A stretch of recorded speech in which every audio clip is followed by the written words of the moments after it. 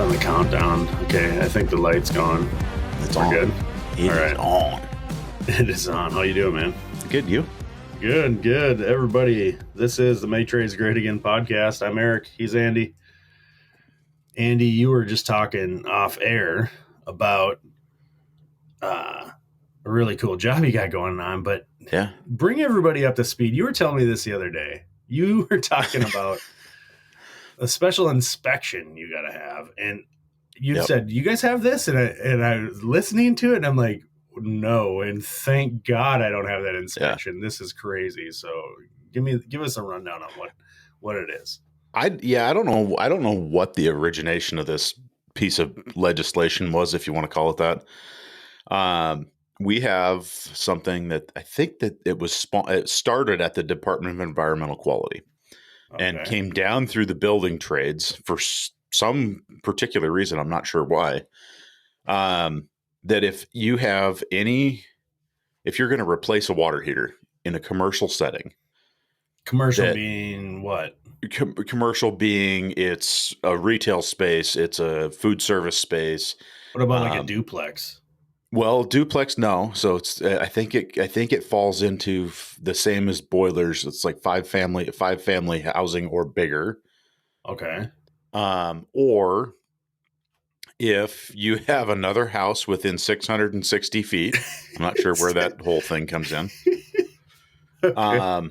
I think heating. And I think it came right. That's I think it came from the district heat side of things. Like if you had apartment complexes, like fourplexes that were a whole row of fourplexes that. But it says house though, so like that's even right. Okay, all right. Yeah. Okay. You can twist this all you want, and you can't convince me that it still makes any sense. Okay. Yeah, you're right. I keep interrupting you. What is this? What is this that makes no sense? We haven't even said yet. Yeah, we haven't even said that. So we basically have to have an asbestos inspection, mandatory on the old water heater. On the old water heater, and this has been around for 10 or 12 years now. Only 10? It seems like something that would have been around since like 1983. You would think, yeah. Yeah. So no, it's relatively new. And so at the time, all of the contractors in town were like, God, this is stupid. Like, we get it. You know, if you got a big tank or a storage tank or an indirect, it's a snowman boiler or something. Sure. Right. Yeah, sure. Yeah. No, we're going to get that tested and we're going to get that taken care of. And so now what we've got to do is I've got to hire a licensed abatement contractor to come in and do an asbestos test on this water heater. And they come in and look at it and they record model and serial number. And then they write something up and say, yeah, no, it doesn't have any asbestos in it, and pay them $100. This is run by the mob. It's gotta be. This is a mob hit right here. This is what in the world? So somebody has to, so wait a minute though. There's even more. Cause right before we hit record, you were saying you haven't got anybody to call you back. Right. And you can't move forward with the job. You don't have your permit. And I'm like, what do you mean you don't have your permit? You don't have your permit for the asbestos thing? So no. Okay, let's catch everybody else up. Okay, you have a job going. You're installing what? Some tankless? Yeah, we're doing an 8 Navian rack system in this apartment complex, right? 127 unit apartment building. 127 units, 8 tankless? Yep. Okay. 8 tankless feeding into 500 or 485 gallons of storage. Existing storage. So that's all staying. We're basically taking out a 599,000 BTU A.O. Smith like Burkay copper coil boiler. So there's two of those. One of them's like 2 years old, and this one was like 13 years old. So absolutely no asbestos involved. Yeah, no chance, chance at all. And so that's the thing. I mean, it's not even. It's 11 years old, not 13. So it's 2012 boiler. Yeah. Right. That's the data manufacturer. So it's even potentially younger than that. Anyway, it's got a hole in it. Whatever. They said no, and they came up with some wanted bids on stuff, and I said, this is probably the best possible answer for this because it takes you to the high efficiency realm. We can put 8 of these in here, and now you're modular, and we'll just leave that 2-year-old Ace power boiler sitting there. It's another copper coil boiler. We'll leave it sitting there and just power it down. And if you ever need it, if for some reason we're doing maintenance on this, we fire that one up and it'll make hot water. It's kind of a crapshoot. That A.O. Smith boiler has been shut off for more than a year, right? And so they're working off of 580 or 599,000 BTUs on the Ace boiler and the storage tank, and everybody's hunky dory. Just so they've got 2 boilers, and you're saying one of them's been shut off? One of them's been shut off. And so in order to get my permit, I have to provide engineering data from, an engineering source. So I had Navian Hospitality Services help me get everything sized up, gave me the sizing report. Yeah. And we submitted it, which is 8 of these Navians, right? Sure. So that's 1.6 million BTUs worth of input because of the Hunter curve, which in my opinion is probably the most skewed, crazy.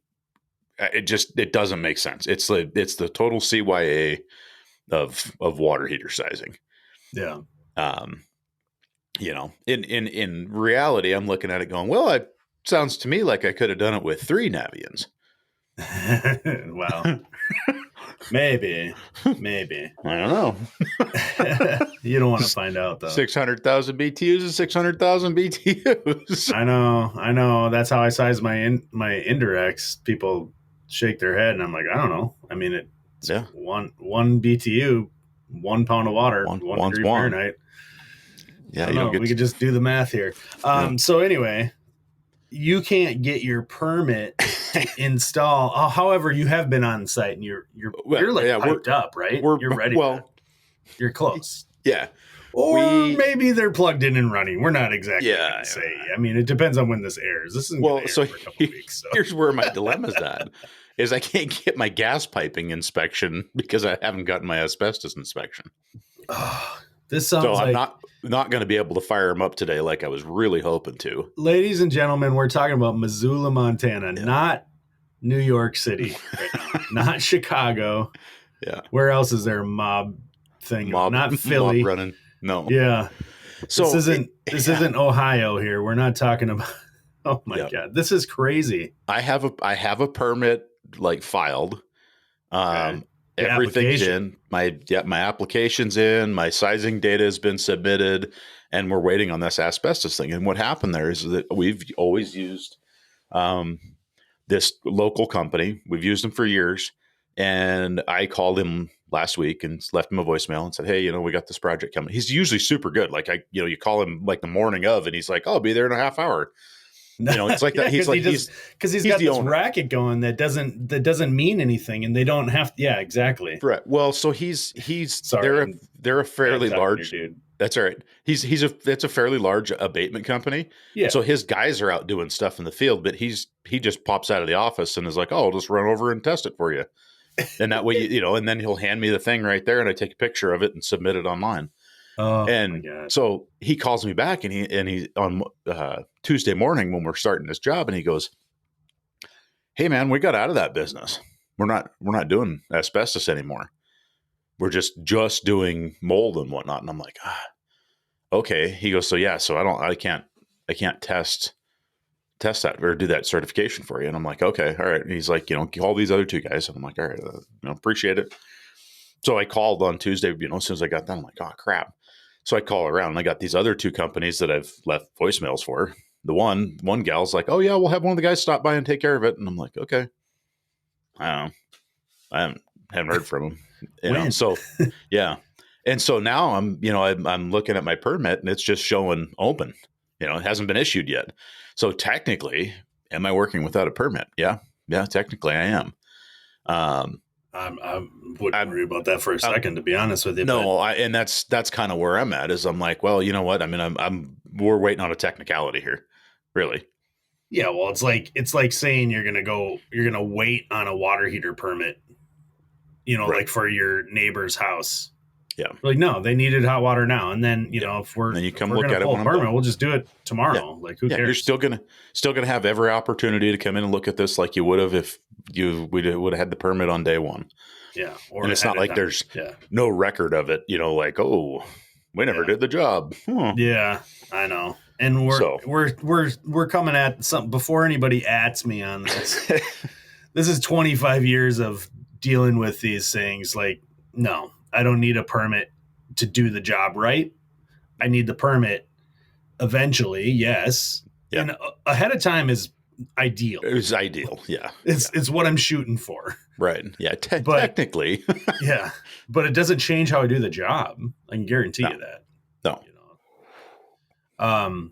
Some people anyway, so that's crazy. So an asbestos like certification, negation certification. Yeah. That's what it is. Well, it's the asbestos negation certification.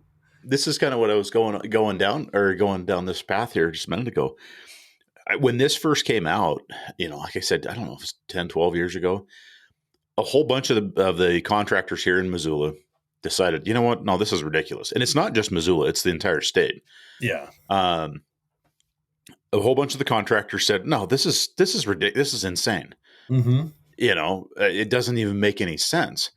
And they're like, so all the contractors got together and, you know, let's say 3 or 4 of us got together and said, we need to get a hold of the water heater manufacturers and find out what date they stopped using asbestos in their water heaters. Right. Yeah. So that way we'll have a little blanket clause to cover, you know, Bradford White, A.O. Smith, and, you know, whoever your manufacturers are. Called all the manufacturers we could get a hold of and said, can you provide us on your letterhead a date that you stopped using any asbestos containing components in your water heaters? And yeah, a couple of them were like, well, you know, you know, like, we want to admit to using it. Right. And so then we're like, okay, well, here's the scenario. And they're like, oh, well, that's stupid. So you're not talking like a gasket. You're talking like actual amounts of asbestos. And it's not, I'm trying to remember what the deal is. I mean, it's not like they're going to go in and like scrape the insulation coating off and test the fibers on the insulation. They're looking at the insulation, like the jacket insulation of the heater. Okay. You know, they're not looking at, or they're looking at refractory in a fire or a combustion chamber or something like that. What's crazy about this thing is that the way that the bill is written, it only pertains to water heaters. Right? I could change out all the snowman boilers I want. And so long as somebody else has removed the asbestos, there's no permit requirement or no asbestos test requirement. It's just that it's stupid. Well, I mean, I understand that. I mean, like, yeah, you got to test. The abatement of it is important. Yeah, absolutely. I'm not negating that at all. But this is a 2012 water heater. A.O. Smith, according to their letter that I recall from like 10 years ago, they're like the most recent water heater manufacturer that used asbestos was like 1986. Right. And that was probably they all on knew like a gasket or something. Right. Yeah. It was like an igniter gasket or something like that. Right. And so we put this pile of stuff together and said, hey, you know, we called all these manufacturers, you know, like our day-to-day, whatever, the ones that we change out like really frequently at like restaurants and whatnot. Yeah. Why do we need to have these tested every single time? Like I've got water heaters that I tested when I replaced them 10 years ago. Yeah. That I'm testing again. The one that I put in 10 years ago. What? Right. God, this is so like, stupid. Oh my God. So, but then the city, I mean, with their, doing their due diligence of making it, requiring it, I guess it'd be interesting to see if any of the other municipalities are actually following up on it. Or if it's. So Missoula's enforcing it. Yeah. What's the next town over that you would be doing a job like? Like, what's the next nearest area? Well, probably Bozeman, 3 hours away. So is Bozeman enforcing it? I don't know. And that's what I'd have to call and find out. I mean, Helena, I'm trying to think of like which towns or cities would have, I'm going to call it a bona fide building department. Kalispell, Helena. Kalispell. Yeah. They're 2 hours away.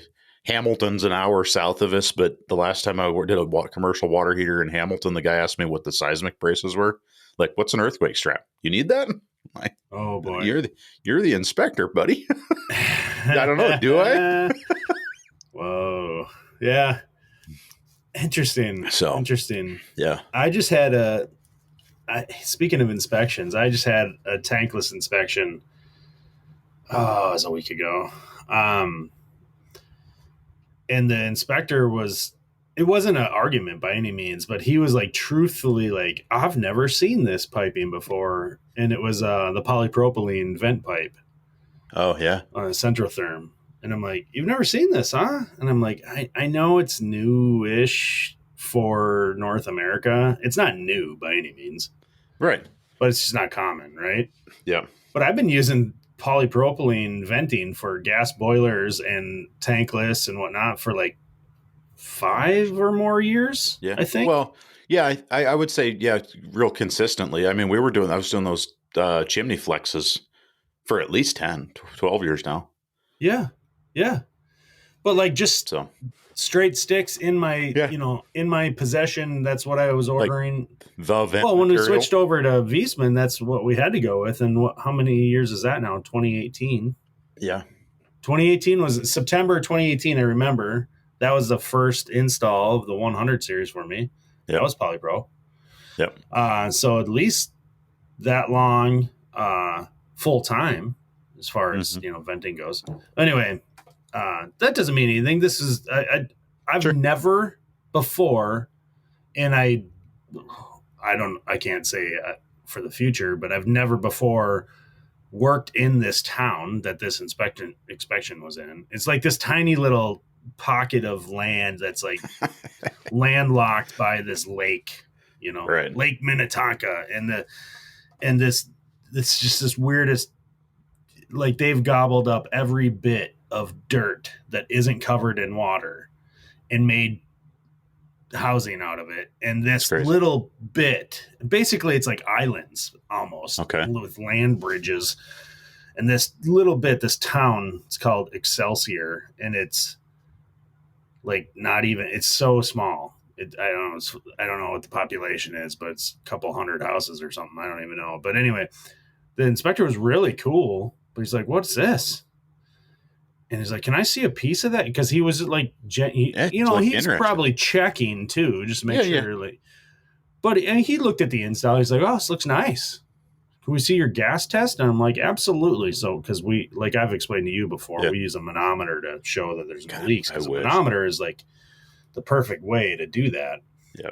And so I'm putting the manometer test on, and this guy, like very many other inspectors, wants to see me put it on, and then. So like they watch you from the start of the performance of the test. So they see that you're not like, trying to cover up a leak or something like that, I guess.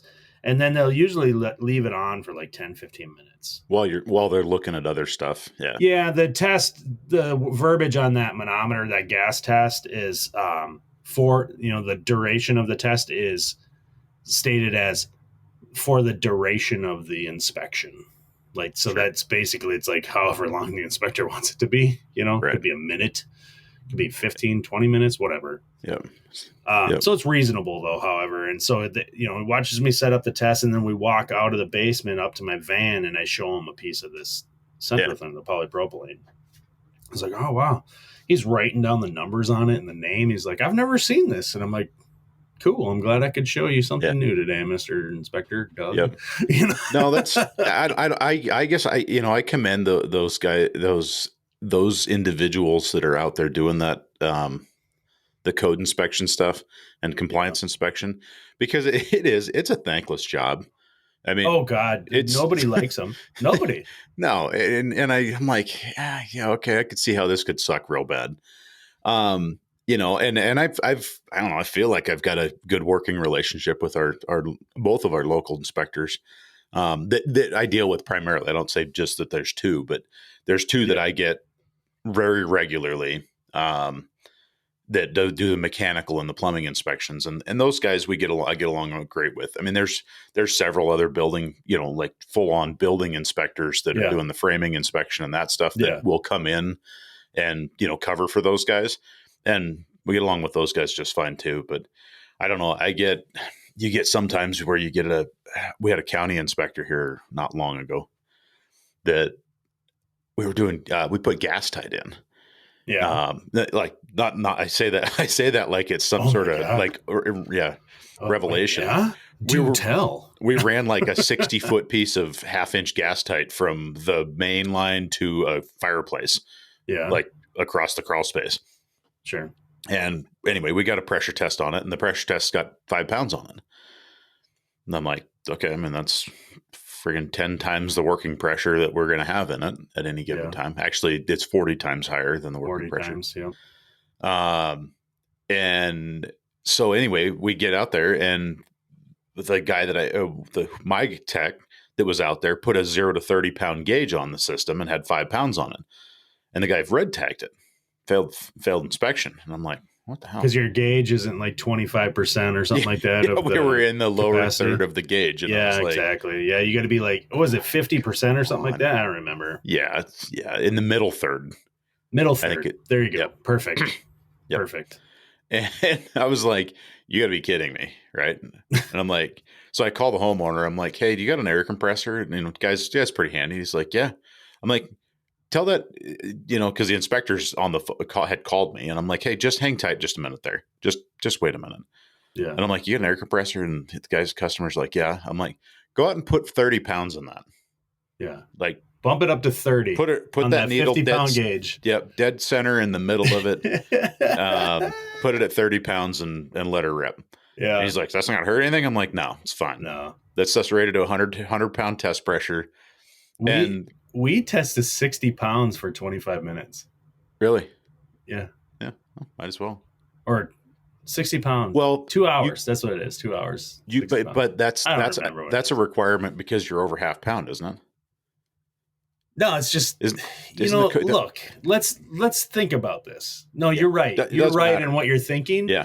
But let's just stop and think about testing. And we have the advantage of talking to people all over the country, right? You and I and everybody else because of social media.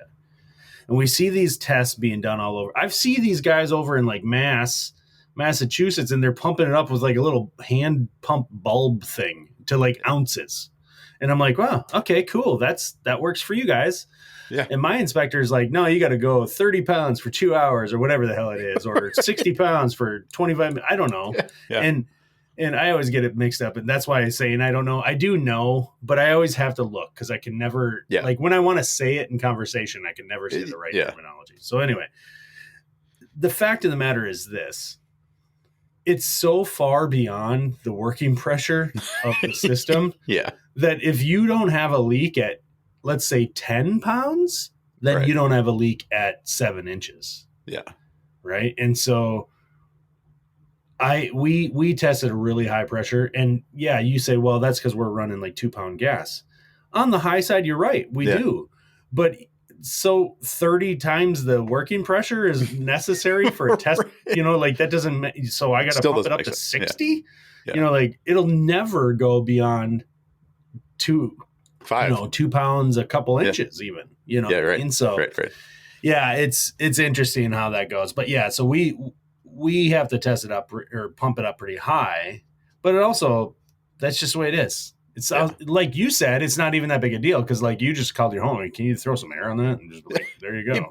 He pumps it up, and the inspector's like, well, I'm going to have to wait here and watch this. And I'm like, okay. That's fine. That's just fine. Good on you. Yeah. And then the next time you're like, Rob. No, I shouldn't call up Rob, but I'm going to say Rob just because, I know Rob and he's going to laugh when he hears that. And you're like, Rob, we got to get you some gauges. I don't know how many gauges I've bought and lost over time. Oh my gosh, you run a gas line. They're like, we want to put a barbecue on the deck one day. Can you run a gas line? Heck yeah, we'll do that. Yeah. And then you have to have it inspected. So you have the pressure gauge sitting there. And then like 3 years later, they still haven't called you back to put the gas grill in. So like, there's my gauge and whatever. There's your gauge. Yep. That's why they're so cheap and garbage. Yeah. All right. It's probably leaking. Oh, probably. Yeah, probably just sitting there leaking compressed air.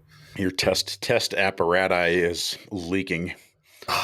That's just that. How many gauges have you put on there? Like, Yeah. I think we got a leak in the piping. And like, no, it's the gauge. It's the gauge. Or it's the Schrader. The Schrader valve. Is there not a better way to do this? There isn't, unfortunately. There isn't, apparently. Clearly. Well, not more efficiently. Yeah. You know.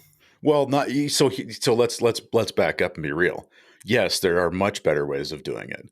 However, they are significantly more expensive, and as you just mentioned, you're probably going to leave it on the job for 2 or 3 years. Yeah, so, exactly. Yeah, nobody wants a $25 test gauge. No, exactly. I mean, like repeatable. Like, yeah, it's not uniform. I can come up with a better system. Maybe what we need is here's the invention. Okay, right? We're inventing stuff now. MTGA podcast. Close your ears because you can't use this. We're copyrighted, patented. It's all done. Okay, go ahead. Playwrighted, all that. This better be good. Yeah, playwright. Yep. This better be good. Yep. What if you had like a quick connect adapter? There was no gauge, right? You push the thing on there, and then each inspector had his gauge that was like a digital gauge. This is a shitty idea. This is never going to work. No, but you could have your gauge. Yeah, and I could have my gauge, and all How your about guys we just make it Bluetooth. There you go. You walk up and go bleep. It's just a digital, little like a air sensor, tag. a little air tag sensor thing. Yep, and nobody even needs it just works on your phone. You don't even need to remember your little adapter. That way, when your guy goes out, he doesn't have the wrong gauge. Right. Every time it's digital. You can be like, and you could walk up if it was super sensitive, you could just leave it on the gas all the time, and you'd be like, hey, we got 7 inches, 7.2 inches. Yeah, this is. I credit you for like at least 30% of this idea, but I'm the one that came up with this. I kind of pushed it over the edge there. Yeah. Okay. I see.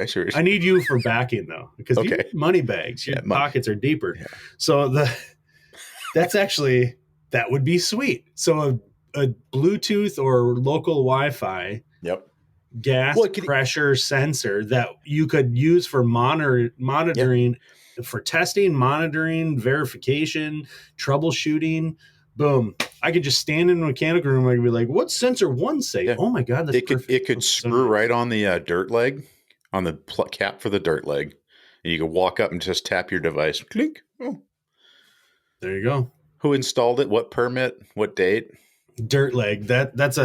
Don't say dirt leg too many times, because then somebody will be coming in and be like, that's a moisture, that's a drip leg for moisture. And then some other guy's going to come in and we can't even put those in. No, you're a hack. And I'm like, okay. You ever see those comments? Oh, I do. I just can't help but read them though. I can't. The one that baffles me about talking about gas piping and crazy talk. Is it like, I don't know, it's either in Philly or New Jersey, somewhere in Northeast. Okay. They have to insulate their gas lines on the roof. Yeah, somebody told me that too, and they're like, because of the water, and I'm like, like, wait. I just had to like, what? Yeah. It'll freeze in the wintertime. I'm like, do you understand where I live? If gas freezes, it's going to freeze where I live. I'm going to tell you that right now. Yeah. Yeah. No, we're the same. And I was like, did you just insulate that gas line and paint it yellow? And they're like, yeah, we have to, where it's code required. And I was like, okay. That's kind of like the asbestos inspection on your water heater. Yeah. Yeah. That's an equally dumb thing to have. Yep. Sounds like a bigger Band-Aid for a smaller cut. I'm trying to think if there's anything that I would say or admit to, or whatever the terminology being, that Minnesota requires. I think is silly, but I can't think of anything, to be honest with you. I know compared to like a lot of the country, we don't test any of our DWV. We test it all in air. Right. Anybody tells you otherwise, it's just job by job basis, because we don't test with water. Like everybody else fills their system up, and that's a better system. That's a better way to test it. Yeah, we're the same way. Well, I read you that thing the other here a couple of weeks ago, where it says now it's optional for underground piping. It's optional for us to test it. That's what? Insane. Like, excuse me? And here it is. Now I don't have to test my piping anymore. Cool. Right from the Department of Labor and Industry. I just saved like an hour on every job. Yeah. Yeah. So I don't know.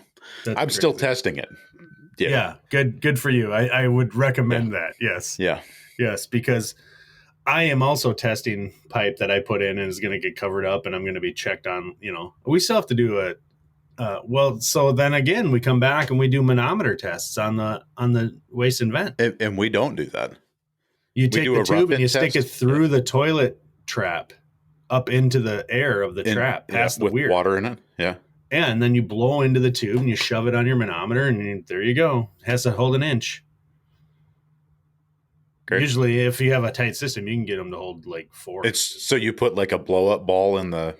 You block it off at the front main.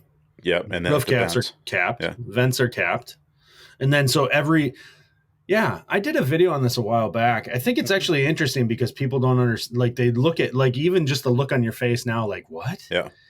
I've never seen it done really good, other than your but videos. It's a good system if you think about it, because now what we do is we have to air test. So we have to test our rough end, and like I already said, we air test it. We don't use water, and the reason why, if anybody's wondering, is because it's wintertime, 7 months of the year here. Yeah, there's no water on site. You are not going to have water in the winter, and if you put water in the system, where's it going to go? Like, what are you going to do? You're going sometimes you don't have a functioning drain system, or you have exactly. traps. What if it's a septic system? You're going to just dump, a few 100 gallons of water into the septic tank when it's 30 below? No, that ain't going to work. But anyway, we use air. So on the final though, so what we do, this is what I was taught to me. And I think it's actually, I'm really thankful that it's so simple, but I see guys struggle with it all the time. You get to that, you get sent out to a house, new construction, you're going to set fixtures. So you're there for the finish. And what you do is you ball off the main. Mm-hmm. And then I have this little Fernco with like an adapter with a barbed fitting in it. And I can put my manometer tube right on it. Right. And so I'll go put that on a waste outlet at a sink somewhere. Everything has been capped off on the rough end. I have to go cut off a cap, put my little Fernco on for my manometer. Yeah. My roof caps are on. My front main clean out is balled off. So I've got a closed system. Yep. There might be tub traps, however. So like let's say you got 2 stories or a basement tub or something that's already in place, right? Sure. So you have to pour water in something. You're going to have to pour water in a floor drain. You're going to have to pour water in the tubs or shower. Okay. Yep. Now everything is capped. And you can't put air on it because you've got water in traps. But you can blow inches of water column air pressure into the system. So we put this little adapter on our waste out, and we blow into the tube, shove it on our manometer, and we just got these OD plastic or churny, manometer. It's like just a clear YouTube plastic manometer. Tube with with a friggin' ruler on it, right? Yeah. And you just see that there's no leaks, or you see it drop. Right. Well, now if it dropped, it's because some trim guy or drywall guy hit your pipe. That's just basically what it comes down to. Or the first thing you do is you run to the master bedroom closet to see if they put the organizers up. You see them put those organizers up with that hand jig thing, the big plate they put on the wall, and they just start going, wah, wah, wah, wah, wah, their drill. You've seen that, right? Yeah. I know. They just blindly start drilling into the walls like crazy. Right. And God forbid your freaking master closet's common to your plumbing wall, and they take their 4-inch long bit and they're practically drilling through the other side of the wall, right? Right. Anyway. Yeah. Regardless. Anyway, so you do this initial test to verify you don't have any leaks in your system. And this is smart though. And here's why. Because my inspector is going to come after all the fixtures are in place. Sure. Water heaters on, gas, everything is done. And for me to get my plumbing final, I have to show them I don't have any leaks. If I have any gas, that's my job. I have to show them there's no leaks. There's a separate manometer test on that. And then I also have to show them that the waste and vent system is completely leak free after all the fixtures are in place. So not only do I not even put a toilet on a flange, I've tested to see that I have no leaks before I do anything. And then every fixture, I don't do that with traps. That's a lie. Every toilet I test. I put a toilet on, I get a bucket, I put water in it, I go back over to my manometer, I blow in it, I look at it and I go, okay, wax ring's good. And because here's the deal, you don't want to set, let's say you got 6 bathrooms in a house. Yeah. You don't want to set 6 toilets and be like, oh shit, we got a leak. Which one is it? Yeah. You know what I mean? So we do it one by one. But anyway, that's how it works here. Anyway, that's a lot. We got this is the inspection Inspections. episode of inspections. Yeah, so that's how we do our plumbing inspections here. The gas, any new piping we run for gas, if it's new, and we have to air test it for a rough in test, and then, like if I put in a new tankless and I had to run a new gas line to it, right? That inspection for the water heater for the tankless would include a manometer test on the gas. That makes sense. I don't have to air test that line. I mean, it's right there. Like I just put, they're not going to make me air test it and then come back and do a manometer, but on the inspection, they're going to make me test it. The ideal way to do it is to use an analog manometer, because these digital manometers are great, except for you'll watch it drop and there's no leak. And then you put your analog manometer on, it doesn't move for a week. It doesn't move. And so like these digital, because that pump, I don't know, something doesn't work it doesn't work quite right. I never use my digital on my tests, put it that way. Yeah. But there you go. There we have it. Just like that. How confident are you're going to get your asbestos inspection? I have no idea. And largely I was thinking about it last night and this morning. I would like to say that we're fire off ready today. Yeah. We got a lot of stuff left to do. You're 3 days. This will be day 3, starting day 3. Starting day 3 today. Of the 8 unit or the 8 tankless rack system. I mean, there's a lot of work in that. Basically, you bought the headers and everything for like manifold. Headers, the rack manifolds, the Navilink manifold. Basically, day 1 consisted of disconnect piping on the old unit so that it's ready for inspection. It's still ready for inspection, FYI. Yeah.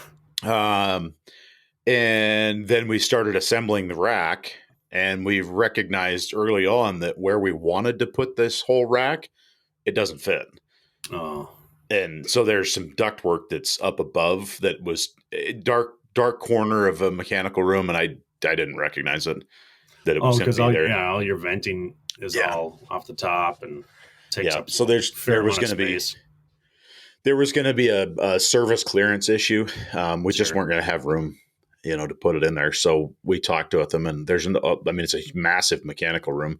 It's kind of a mechanical room maintenance shop. It's got a bunch of 8-inch heating main stuff overhead and chilled water lines, and it's a pretty significant system. But we ended up finding a good route for it, but by the time we got that, it was probably, I don't know, 11:30 by the time we got the go ahead on that location. Talking with the building owner and the maintenance manager, and getting everybody to sign off on it. So we were putting the rack together and doing some other stuff, and looking at trying to figure out well, where are we going to get power? Where do we run condensate to? How do all these things work now? And now that you're not putting it where you thought you were putting it. Yeah. Right.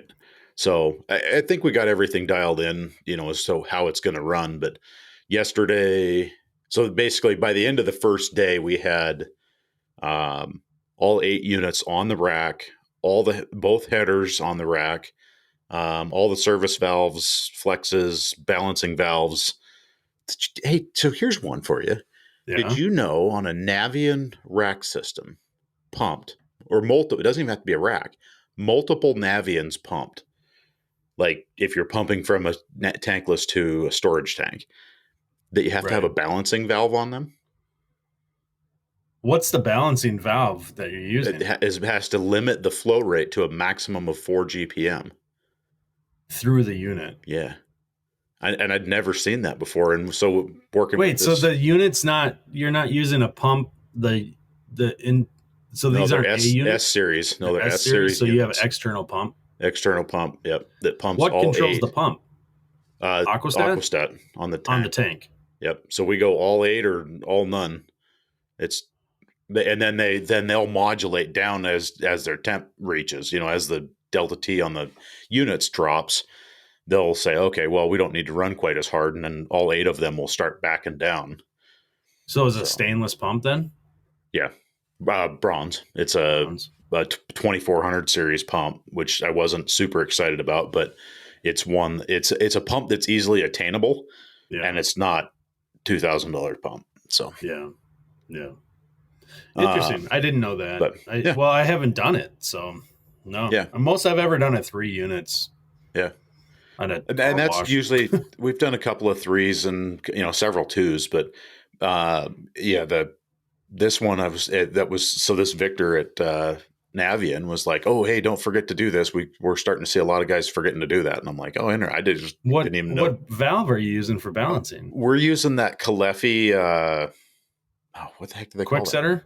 Yeah, the quick setter. The one with the little vial ball bearing. Yeah. That's what I use on my recirc and everything. I think those valves are great. They are great, and the cool thing about it is that they make that and it's lead free, so it passes NSF 61G for that. You can get any kind of connection on it you want. Just about. You cannot get threaded for it. Caleffi does not make a low lead threaded. Low lead? I'm not even sure. Yeah. They make sweat and press, but I was like, God, I want to thread this thing right onto the header. Yeah, no, that makes sense actually. And so anyway, I ended up with Takeo, 3/4 inch, whatever the UFT 075 thread adapters for like the 006E pump. That it's the same. It's a G union tailpiece. Well, Caleffi has those unions for their, but not lead free mixing valves. Not threaded lead free. I think they are. I think Max, they have it. I think they're just hard. Max and I went round and round about it. And all of a sudden he's like, no, you're right. We don't make threaded. We make sweat and press and PEX. And well, I've definitely used them on water heater mixing valves. I can tell you that. Yep. With the check valve, they have it. But it was like, oh, weird. I'm putting leaded fittings out in people's houses. Imagine that. They're all going to die. There you go. Their 0.0025% lead is going to kill them. They're all going to die. No, probably. You heard it here, folks. Yep. Just kidding. I have no idea if I am or not. I could be wrong. Yeah. Because that's where I was like, oh, I'll just buy a couple of angle mixes. And then I was like, oh, well, angle mix comes in press connection and sweat connection. Well, they sell each of the tailpieces separate. That's how Gooden stocks them now. So when I buy an angle mix, I buy the tailpieces I want. I'd be curious because we may have overlooked it, but we, like say Max and I were going kind of trying to figure out like how the heck do we do this? Like this. So anyway, flies over here. No, I'll check it out. I have to verify that actually. Yeah. I wonder. I've definitely used a female adapter, but I've also ordered the Takeo ones were less expensive. Oh, the adapters. Yeah. For whatever. They come in a little 2-pack. Yeah. All right, dude. We gotta kill this. Anyway, good luck on your asbestos. What's that? I said more to come on the tankless rack. Yeah, we're gonna get an update on this. It's a saga now. We're gonna turn it into one. That's right. Everybody, thanks for listening. Leave us some feedback. We'd love to hear how you like the show. So give us a rating. It helps other people find us. So we do appreciate it. Absolutely. And topic ideas. Of course, we've said it a million times. Let us know what you want to hear. Hit us up over in the DMs. There's a link to our DMs directly in your podcast app that you're listening to us on.